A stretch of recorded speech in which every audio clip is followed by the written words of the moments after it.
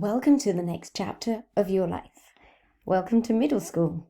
Whether you're coming in from grade 5 at ASV or you're new to the school, this will outline the main changes. In this video, you will find out what your week will look like, how we use IT at ASV, what assessment looks like, what the school values are, and how discipline works, and a little bit of information about special events. Finally, we'll talk a little bit about what you need to do to prepare for middle school ASV. So let's get started. On the first week of school, on the first day, you'll be given your schedule. And this is what the schedule looks like. You have 8 periods during the day. There may be some changes to this due to COVID, but this explanation will explain what would happen if we return to some semblance of normality. So this is what grade 6 normally looks like. In the morning, you have advisory. You go to your advisory room with your advisor. Depending on who that might be, you would have a room to go to. Then you would change room, period 1, period 2. You would have break time for half an hour. Then you would have another 1, 2, 3 periods, usually in different rooms. And then lunch at 1:30 or 1:37 more or less. And then your lunchtime will finish at 2:24. The afternoon involves 3 more periods of 40 minutes. So you've got a lot of changes during the day, and it's important to get organized. With COVID, the important difference is that instead of moving from room to room, it's more likely that you will be staying in the same room all day and your teacher will move. That won't change, however, your break and your lunch hour. The amount, again, 30 minutes and 50 minutes for an hour. There might be a slight difference due to COVID, but you'll be told about that when you come back on the first day of school, and everybody will be new to that, not just you guys. Some of your lessons will be doubled up, so it's not certain that you will have 8 periods every day involving different teachers. Some of those 8 periods might involve double lessons. So you would have an 80-minute period. For example, in English, you would have a double period of 80 minutes. So that's your schedule, an 8-period day, and a lot of changes. What follows is a list of subjects that you will have in grade 6. Firstly, you will have Spanish with Miss Marta, your teacher from last year, or if you are in the international program, you will continue with Miss Anna. Similarly, with social studies, you will have Miss Asuncion Barrachina, and she will be teaching you social studies.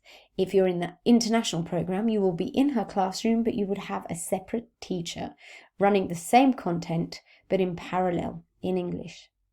You will have Mr. Stapleton for maths, and you will have Mr. Jordi Ballester for PE. Mr. McClarty will be your advisor maybe, and also your science teacher. Language arts next year will be taught by a new teacher, so I'll leave that for September. It'll be a surprise. Miss Julia Dominguez, she will be teaching Valencian. Miss Sophia will be teaching French, or if you've chosen German, Miss Bozena will be teaching you. Music and art you will have for half the year. This means that you will start off the year with one of these subjects, maybe music, and halfway through the year you will stop and you will then continue with art. This way you have both subjects for the same amount of time. Your music teacher is Miss Damaris, the same teacher that you had for grade 5. Your art teacher, again, is a new teacher, so that'll be a surprise for September. Advisory is a very important subject. You have advisory twice a week. Your advisor is either Mr. McClarty, who we spoke about in science, your science teacher, or it will be Mr. Stapleton, who's your maths teacher. You will meet for advisory twice a week, and there's a program including advisory activities and PSE, which you used to do with your class teacher and Miss Maria. Miss Maria, the counsellor, will also be involved in your advisory activities. Now, there may be some changes due to COVID-19. It's possible that maybe PE and art and music might look different. We won't know this until school begins, and we will tell you and everyone else. Another difference might also be with ASV Plus. Normally, you sign up for ASV Plus and you would go during the day to your activities. It's possible that ASV Plus will not start until January or might not even run at all. I can't tell you either way at this moment. But if it does run, there are some important things to note. If you do not choose an ASV Plus activity, then you have study hall. And that's a period during the school day where you work in silence and individually on whatever your homework is for that week. IT use. Mobile phones. Students in middle school are not allowed mobile phones. If, for personal reasons, you're required to have one on you, then I strongly recommend that as soon as you go on school property, you store it safely away in your bag and then you place it in your locker for safekeeping for the entire school day. iPads and personal computers are permitted, but they are not obligatory. Chromebooks are available for classroom use. The teacher will book them out and have them available for lessons when appropriate. If you do decide to bring an expensive piece of equipment, it's important to remember that you must be responsible for its safety all day. If you are unsure that you can do this, the best thing to do would be to leave your expensive items at home. Subjects are reported using a 1, 2, and 3 scale. 3 means that you are meeting the standard, 2 that you are getting there, working towards the standard, and 1 means that you have not met the standard. Using this 1, 2, 3 scale, you can see or monitor your progress throughout the year. In addition to your report cards, you have also got access to PowerSchool online so you can check your grades. I'm now going to talk about the ASV values. These are very important both in and outside of the classroom. As an ASV student, you are expected to come prepared, act responsibly, respect each other, and engage in learning. These values are very, very important, and your teachers will monitor your progress using something called the class clipboard. It's called a class clipboard because it used to be a physical clipboard, but now it's a behavior monitoring chart, which we use online. In your lessons, your teachers will monitor your care values, and if they find that there's an issue with one of the care values, they will record it. That way, we can track and monitor if there is an issue with your being prepared, acting responsibly, being respectful, or if there's an issue with your engagement.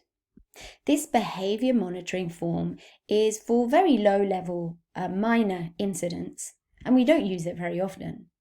This is what we would call a Tier 1 issue. If there is a serious behavior incident, then a referral will be recorded. Students who get 3 referrals need Tier 2 supports, and that means that they will be meeting with an administrator once a week to monitor progress and encourage improvement.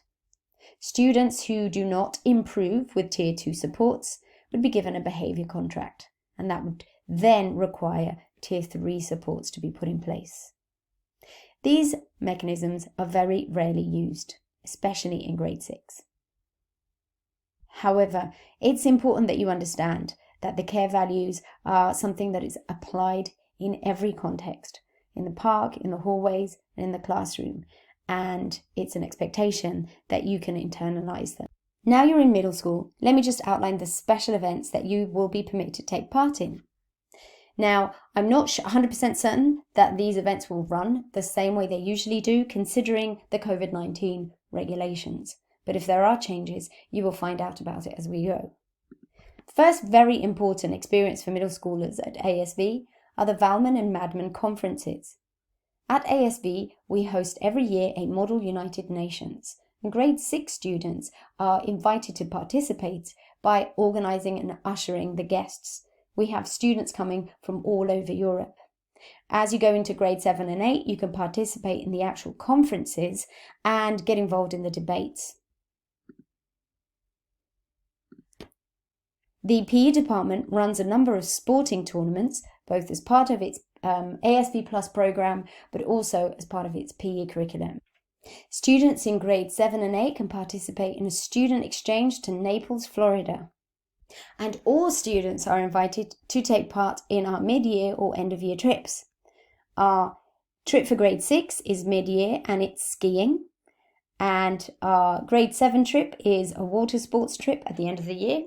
In grade 8, they go to the Pyrenees to do outdoor sports. Now again, I can't guarantee that considering the situation these trips will all take place, but if they do, they are an excellent way to get to know your classmates. Other special days include Halloween, Arts Day, sports days and day trips, and you'll be given more information about these as the year progresses. Now the last section is, what do you need to do to get ready for grade 6? Well, let's think about what a successful grade 6 and 7 student looks like. They organise their time at home independently, they use their locker responsibly, they bring the appropriate materials to school and to their lessons and communicate with teachers and parents honestly, accurately and respectfully. A good student is balanced. They have time to do ASV Plus or other extracurricular activities. And you have time to have fun.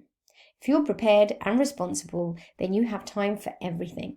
There is nothing to worry about.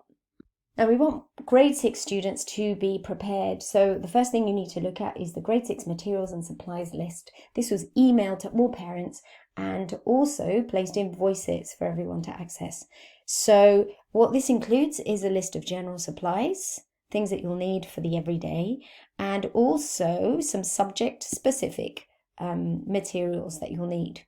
Now it's important that you don't get stressed about it. It's not compulsory to have all of these materials on the first day. You will have a few days to get used to grade 6 and ask teachers any questions that you might have. It's also very important that you accept responsibility for organising your materials. So you should be the ones getting this list together and going to buy them, not just giving it to your parents to organise. I hope this presentation has been useful. If you have any questions, you can email me directly on this email address. Enjoy the rest of your summer, and I'll see you in September.